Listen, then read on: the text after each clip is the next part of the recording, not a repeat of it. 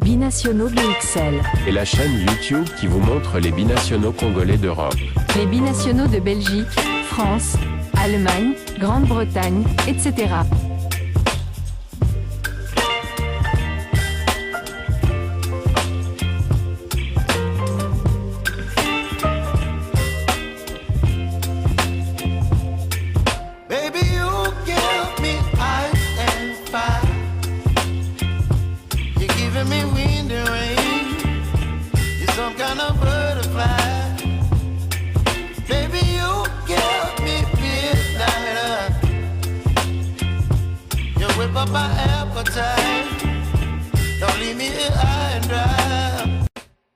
Bonjour à tous. Les Léopards de la RDC ont bien débuté leur campagne éliminatoire de la Coupe d'Afrique des Nations Maroc 2025 par une courte victoire difficile mais précieuse, 1-0, face au Sili national de la Guinée-Conakry, le vendredi 6 septembre au stade des Martyrs de Kinshasa, pour le compte de la première journée dans le groupe H.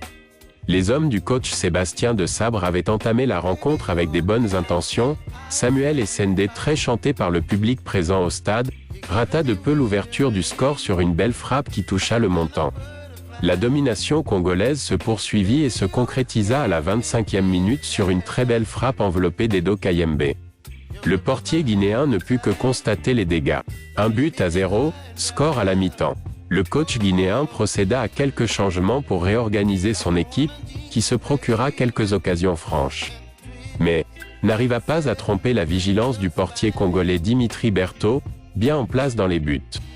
Les montées en jeu de Fiston Mayele, Meshak Elia et de Noah Sadiki du côté congolais, respectivement à la place de Samuel Essendé, Théo Bongonda et Charles Piquel ne changeront rien au marquoir.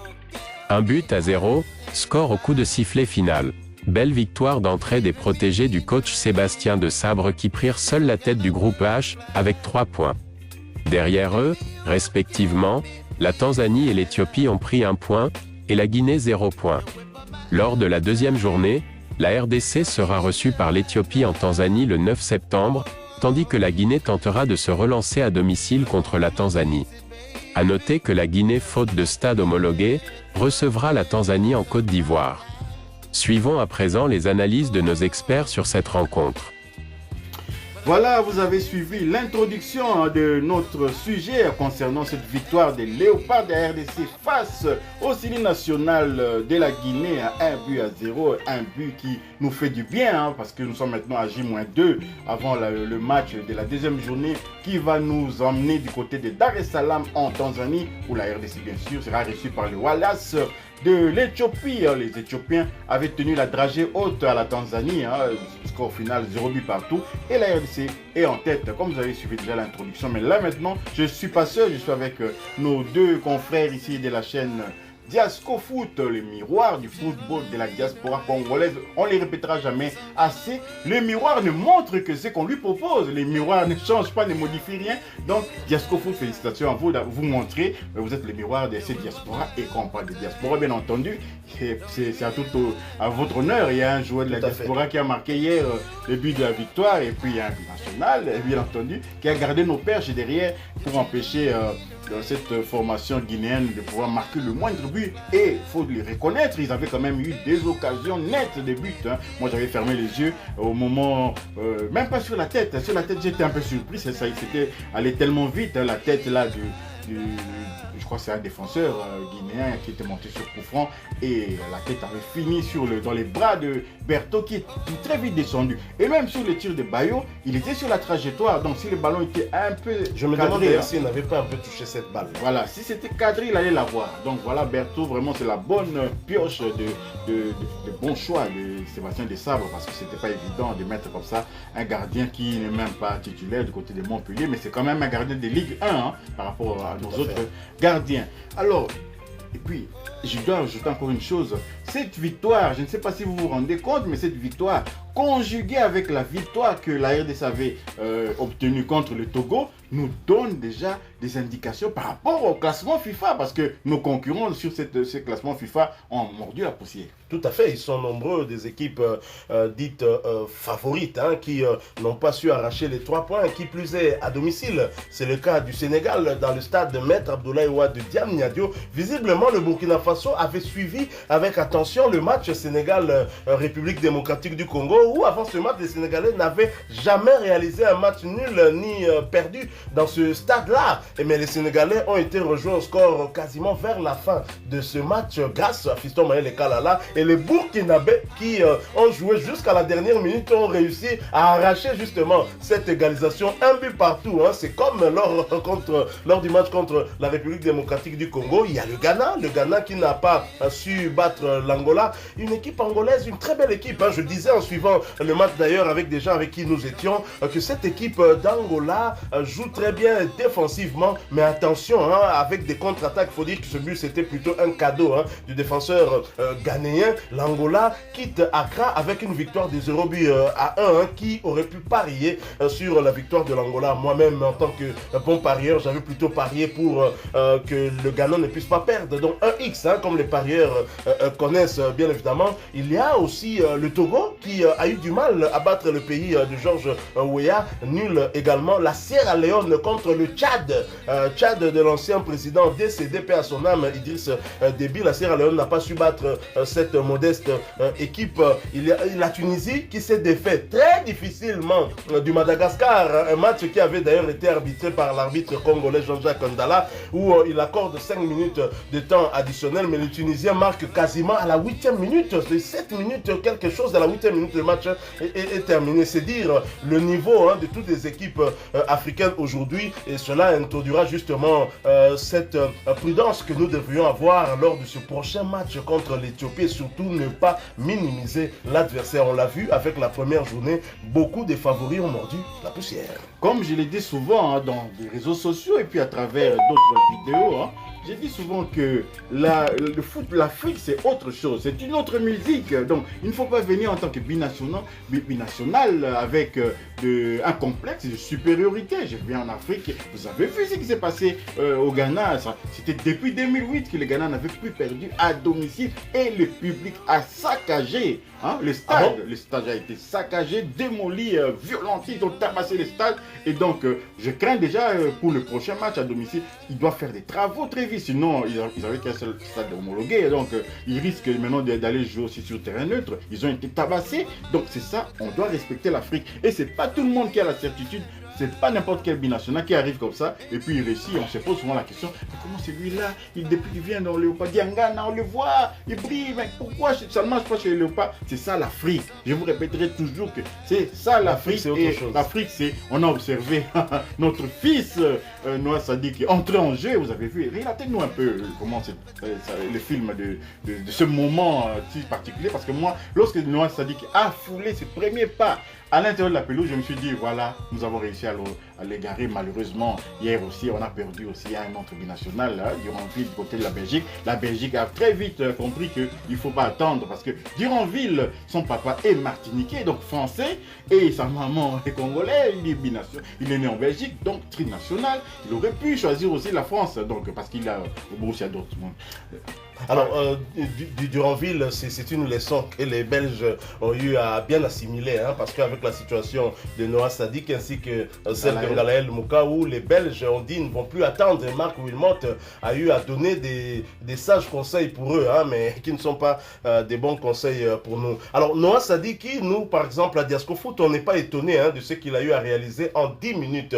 Des statistiques, peut-être que mon confrère pourra y revenir. Mais Noah Sadiki, ce qui m'a surpris, parce que autant nous n'étions pas surpris, les abonnés de Binationaux BXL ne le sont pas surpris, ne le sont pas non plus, et les abonnés de Diasco Foot ne le sont pas non plus, mais voir le public du Stade des Martyrs, le Stade des Martyrs n'était pas rempli, hein, c'est parce qu'on avait déjà une limite de 50 000, il faut dire que le prix du pourtour aussi avec le pouvoir d'achat des Congolais n'a pas permis en tout cas à beaucoup de Congolais de venir accompagner l'équipe nationale, mais ce qui m'a surpris c'est la réaction du public à l'entrée de Noah Sadiki, ce qui prouve que Toza Penza na public Moko Oyo et la Takabali. Oui, oui.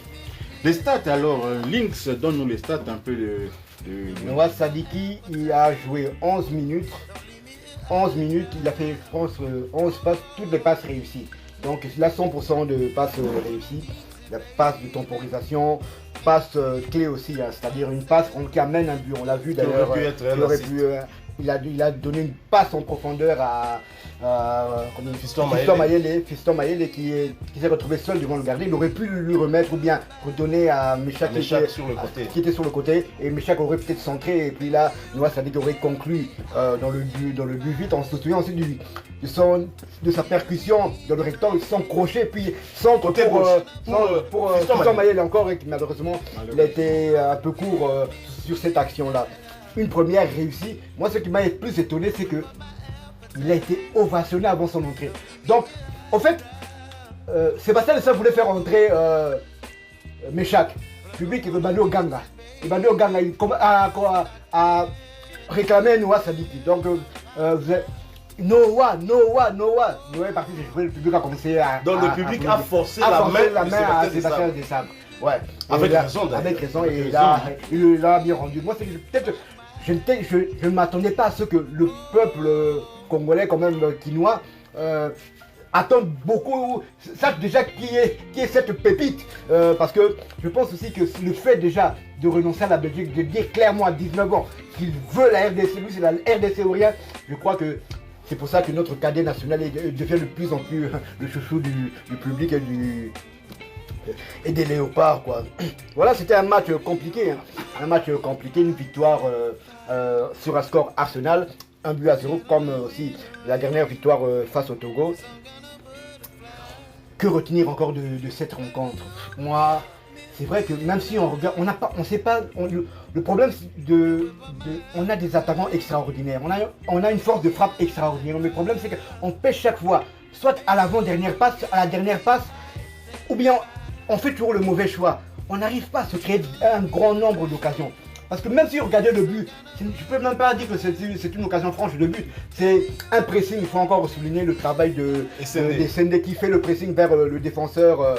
Qui se débarrasse du ballon. Les autres joueurs étaient surpris. Et là, Edo Kaembe, sentant le jeu, a intercepté la balle et puis la suite appartient à l'histoire. Donc même des occasions franches, si on regarde cette rencontre, c'est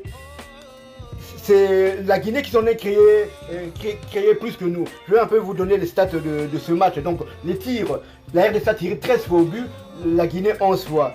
La RDC tir cadré, la RDC a tiré 2 fois tir cadré, donc dans le but hein, de Edo Kaembe. Les Guinéens ont eu 3 tirs cadrés.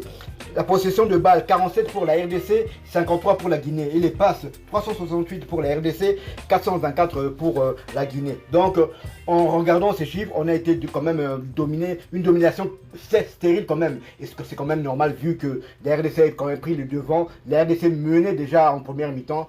Il fallait que c'était aux Guinéens de sortir, d'attaquer, d'essayer de égaliser. Et la RDC a fait le gros dos comme elle sait le faire. Mais c'est que je dis encore, le problème c'est que la gérance, on n'arrive pas à tuer ce match. C'est un peu dommage. Oui, moi ce que j'ai adoré, je ne sais pas si vous aussi, hein, c'est Charles Piquet. Quand il est fatigué, il le manifeste. Et nous regrettons pourquoi Kakuta ne l'avait pas fait en 2018. C'était 2018 tout contre la Tunisie. Contre la Tunisie. Quand tu es mort, et puis 2017, on n'a même pas besoin, avec Charles Piquet, on n'a même pas besoin de lui poser la question. On voit qu'il est au bout du rouleau. Et c'est là, à ce moment-là, exactement à ce moment-là, que Meshak a été appelé à l'échauffement. Et le public, comme vous le disiez, hein, le public a réclamé Noah Sadi qui est entré en jeu. Donc moi, je parle de Charles Piquet là, hein, même à la CAN, on l'avait vu. Lorsqu'il est au bout du rouleau, il est manifeste. Il ne faut pas faire semblant hein, pour dire que dans ma dignité, on ne peut pas voir que je ne tiens pas 90 minutes. Mais quand tu t'es donné à fond, je ne sais pas si vous avez fait le même constat. Oui, je l'ai fait et ce n'est pas la première fois. D'ailleurs, Charles Piquet, tout le monde le remarque, qu'il est fatigué, qu'il n'y est plus. Et en ce moment-là, le coach n'a plus d'autre choix que de pouvoir le sortir. Et Charles Piquel, son positionnement sur le terrain m'avait un tout petit peu surpris. Charles Piquel, je l'ai vu qui était positionné beaucoup plus haut alors que je m'attendais à voir plutôt Edo Kayembe qui est un gaucher, se positionner plus de ce côté-là. On a vu souvent Charles Piquel déborder du côté gauche et tenter de faire des centres, mais on sent qu'il n'est pas vraiment à son aise techniquement. Cela, je ne sais pas si c'était des instructions de Sébastien Desabre, mais pour moi c'était quand même un petit bémol lors de ce match, alors que j'aurais aimé voir Edo Kayembe un peu plus haut et Charles Piquel beaucoup plus bas. Autre chose lors de cette rencontre, moi j'aimerais avoir vos avis. La prestation, je commence par les deux extrêmes. Dimitri Berthaud et Samuel Essende, ce tir fumant qui a touché la barre transversale, et même si il n'a toujours pas inscrit de but et certains Congolais disent non, Essende n'est pas bon, mais on le voit dans le pressing qu'Essende est très bon en tout cas pour mettre à mal les défenses, notamment cette défense guinéenne. C'est vrai que malheureusement il n'a pas encore marqué de but avec la dernière, ça fait 3 matchs. 3 titularisations, 0 but. Il faut dire qu'il n'a pas eu de chance avec ce tir sur la latte, bien que c'était quand même entaché d'une petite faute. Et Sende, c'est un bagarreur, c'est quelqu'un qui va au charbon. C'est quelqu'un qui va au charbon. C'est le genre de joueur que les entraîneurs aiment. C'est quelqu'un que vous le mettez là, vous savez qu'il va faire, excusez-moi le terme, va faire chier les défenseurs adverses. Et on a quand même commis quelques fautes sur lui. Il aurait dû quand même amener plusieurs coups francs. Et on a quand même vu la différence de travail entre Samuel Essende et lorsque Samuel Essende est sorti et lorsque Fiston Mayele est rentré. C'est vrai que Fiston Mayele c'est plus un homme de profondeur. C'est pas un gars qui joue avec son dos au but, qui garde le ballon. Et même les duels, Essende a gagné beaucoup de duels de la tête. Et pour moi c'est un joueur très intéressant, mais il faudrait quand même ce petit but là, on espère que ça sera lors de la prochaine journée, pourquoi pas lundi en Tanzanie. Mais... Oui, il faut un déclic, il faut absolument un déclic. Et pour le constat général quand même, on avait sur les terrains des joueurs qui n'étaient pas d'égale forme. Quand je dis d'égale forme, c'est-à-dire que c'est par exemple Chancel Bemba, qui a fait un match correct, mais qui n'est pas à 100%. Il n'est pas à 100%. Donc, comme ça, quelques comportements de jeu, on avait des joueurs qui n'étaient pas à 100%. Et puis, j'ai constaté aussi que peut-être le fait d'être légèrement dominé par la Guinée peut être justifié par le fait qu'on avait quand même des milieux de terrain défensifs, à vocation défensive. Même Edo Kayembe, il est plutôt à vocation défensive. Et même Noah Sadik. Mais on entend en jeu, on a senti que Noah quand même a une certaine technique un peu au-dessus de ceux de Moutoussamy notamment. Et une vision de jeu incroyable. Il m'a bluffé ce petit... Quel degré de maturité. Non. Vous voyez le corner, on est dans les arrêts des jeux. Il gère.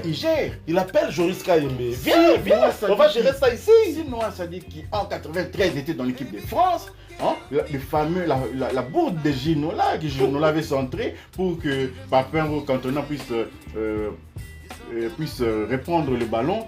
Et automatiquement, il y avait eu la contre-attaque et la Bulgarie avait marqué, empêchant la France d'aller à la Coupe du Monde 94. Donc voilà, il a dit non, il faut faire attention, surtout que l'arbitre là, il était un peu... Je ne sais pas si vous avez remarqué, constaté avec moi l'arbitrage. L'arbitre avait tendance quand même à siffler beaucoup plus pour les Guinéens. Mais bon, cela ne justifie pas notre victoire. On a marqué un but vraiment entaché de aucune faute.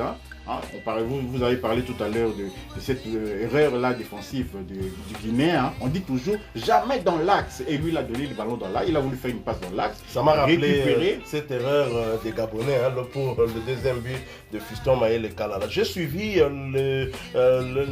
la chaîne nationale guinéenne, leur analyse d'après-match. Et cette chaîne nationale qui parlait justement des statistiques de ce match et de la domination guinéenne en termes de statistiques avec cette possession de 53%, 47% pour les Léopards de la RDC, mais ils étaient offusqués. Ils disent que c'était une domination stérile et en plus la réaction guinéenne n'était peut-être pas proportionnelle à l'enjeu. j'ai aimé parce qu'il y avait deux intervenants avec une dame qui présentait. J'ai suivi cette analyse d'après un match qui est sur YouTube. L'un des invités a dit si ça a été la République démocratique du Congo qui a été dominée, je vous assure que la Guinée n'allait pas rester tranquille. Parce que là, on allait voir la RDC aller hausser son niveau et le but allait très vite venir. Mais on ne l'a pas vraiment senti avec les Guinéens, alors que les Léopards jouaient plutôt tranquille avec un but. Déjà, dans leur JVCR, ils jouaient beaucoup plus tranquille par rapport aux Guinéens. De ce point de vue, on peut que dire félicitations à Sébastien Desabre, même s'il y a encore des choses, bien évidemment, que nous pourrons corriger pour l'avenir. Et à l'issue du temps réglementaire, nous aimons bien aller dans les vestiaires. Et il y a Fatih Béton et du côté de la Chine, mais il est remplacé par le nouveau ministre des Sports, Boudimbo, Didier Boudimbo. Et Didier Boudimbo a passé au téléphone, il était en appel vidéo avec le chef de l'État. Et c'est ça aussi un peu, on s'est demandé, parce que le joueur peut-être s'est demandé, est-ce qu'on va avoir la prime présidentielle, maintenant que tu n'es pas là, qu'est-ce qui va se passer? Et puis, commentez un peu ces images. Suivons d'abord les images et nous nous retrouvons suite après. À vous. Félicitations. Le chef veut tous vous parler, parce que lundi encore, on va aller traiter de l'autre côté droit. J'en compte sur vous. En tout cas, bon boulot.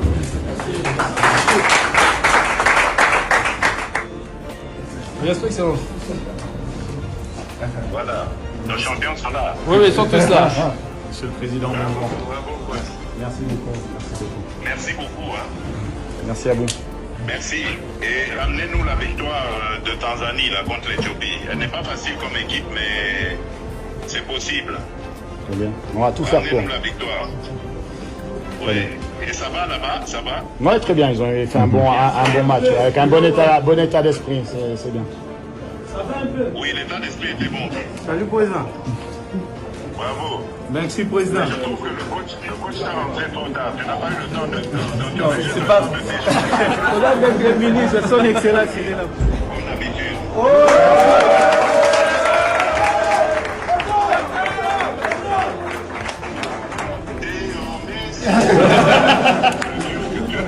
Ouais, c'est demi-turc, ouais.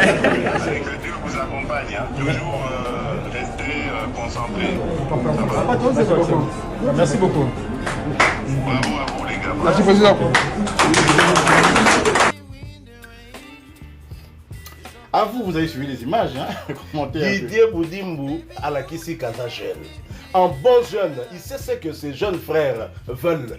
Alors lui, il s'est dit non, si je viens promettre à ces joueurs, ils diront qu'ils ont 12. C'est du Kosaleka. Alors j'appelle en direct le chef de l'État et le chef de l'État a échangé avec le joueur. J'ai aimé, comme d'habitude, la réaction d'Elia Meshak, tout ça. Ils ont tollé le chef de l'État qui a promis encore une fois de plus une prime présidentielle. Moi, je salue quand même cela parce que certains peuvent critiquer le chef de l'État. C'est vrai qu'au pays, nous avons beaucoup de problèmes. Il y a des problèmes d'insécurité, il y a des problèmes sur le plan social. Mais le football, c'est un sport qui nous fédère tous quand même. Parce que avec la politique, on est séparés, on a des points de vue vraiment divergents, mais avec le sport, ça nous rassemble. Quand Martin Bakolé gagne, ce n'est pas une victoire des Balouba, c'est une victoire de toute la République démocratique du Congo. Même nos frères qui sont du côté de Bunagana, occupés par les ennemis de la nation, sont heureux, sont contents. Et donc le chef de l'État a bien compris, voilà pourquoi à chaque fois, il vient s'ériger, je dirais, en garant quand même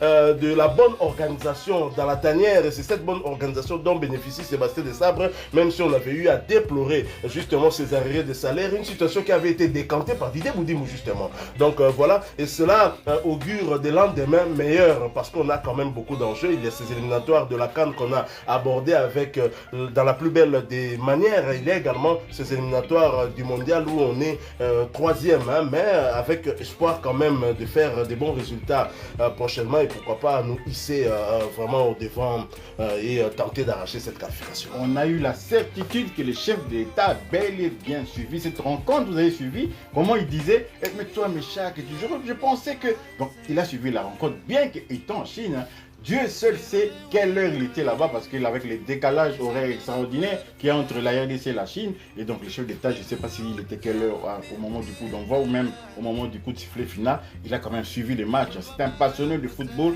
c'est un passionné du sport. Il faut que tous les Congolais se mettent à son diapason, mettons-nous à ce niveau-là, pour voir l'intérêt suprême de la nation. Et puis on peut saluer aussi le calme qui s'est déroulé. Je ne sais pas s'il y avait eu une défaite ou quoi, est-ce qu'on aurait réagi comme nos frères ghanéens? Ça, je ne sais pas. Donc voilà, un peu, nous sommes arrivés à la fin de ces sujets, hein, et nous continuons comme ça, nous allons cheminer. Déjà aujourd'hui, dans les programmes d'aujourd'hui, les léopards vont s'entraîner encore, hein, ils sont toujours là à Kinshasa, ils partent calmement à Dar es Salaam, mais bien qu'on ait, je ne sais pas, peut-être un petit mot là-dessus. On a 2 jours de moins de récupération par rapport, je ne sais pas comment la CAF a fait son affaire, et les autres avaient joué mercredi, hein. Nous on joue vendredi, donc 2 jours plus tard, ils auront donc plus de temps de récupération que la RDC, et nous, on sera forcé bien évidemment à changer un peu. De remanier l'équipe, voilà. On n'a pas de choix, ça c'est une bêtise. Au niveau de la CAF, ça ne se fait pas. L'Éthiopie joue son match en déplacement en Tanzanie, va jouer son match à la maison en Tanzanie encore. On devait tenir compte de cet aspect-là parce que là, très clairement, ça nous défavorise. Heureusement que Sébastien Desabre a avec lui 23 joueurs. Hein. Je pense qu'il sera obligé de remanier parce que quelqu'un comme Charles Piquel, je ne suis pas sûr qu'il puisse récupérer à 100%. Et même Théo Bongonda. Je pense que peut-être que bon, on en parlera peut-être que si vous nous invitez une fois de plus, hein, lors peut-être de l'analyse d'avant ce match, je pense qu'on pourrait avoir quand même quelques changements pour essayer de suppléer à cette fatigue, hein, de l'équipe. Parce que le match contre la Guinée, c'était le match le plus difficile sur papier. Parce qu'il s'agissait de la RDC qui était en premier et de la Guinée qui était deuxième. En fait, ce sont les deux favoris de ce groupe. Donc c'était un match avec une très forte intensité. Normal, hein, qu'il y ait de la fatigue, et je crois que Sébastien Desabre devra gérer. Heureusement, ça c'est quand même une chance. La Tanzanie, c'est juste à côté, hein, à côté de la province de Tanganyika. Donc on ira, ça doit être peut-être 2 heures, peut-être 3 heures, 3 heures je pense, hein, pour arriver jusqu'en Tanzanie. Et nous avons surtout, hein, une communauté, hein, et un ancien joueur, Fiston Mayele. Est-ce que peut-être Fiston Mayele doit débuter cette rencontre, hein? On va en parler parce que on n'est pas encore au jour du demain. Vous êtes invités, bien entendu, demain, jusque après ces 2 premières journées, vous êtes cordialement invités. Même les abonnés des Diasco Foot qui nous suivent, ceux qui sont en train de nous suivre en ce moment, hein, qui sont venus en amis comme ça, manifestez-vous via les commentaires. Moi, je suis un abonné des Diasco Foot, je suis là pour suivre mes 2 analystes ici présents. Et donc, vous êtes conviés à continuer à venir nous rendre visite ici dans Binationaux BXL. Si vous avez aimé cette intervention, merci de liker, merci de commenter, merci également de partager cette vidéo. C'est très important de partager la vidéo et abonnez-vous à ceux qui ne sont pas encore abonnés, et juste après activez la petite cloche de notification qui vous permettra de ne pas manquer les prochaines vidéos que nous allons mettre en ligne. Binationaux BXL vous dit au revoir. Au revoir. Binationaux BXL. Et la chaîne YouTube qui vous montre les binationaux congolais d'Europe. Les binationaux de Belgique, France, Allemagne, Grande-Bretagne, etc.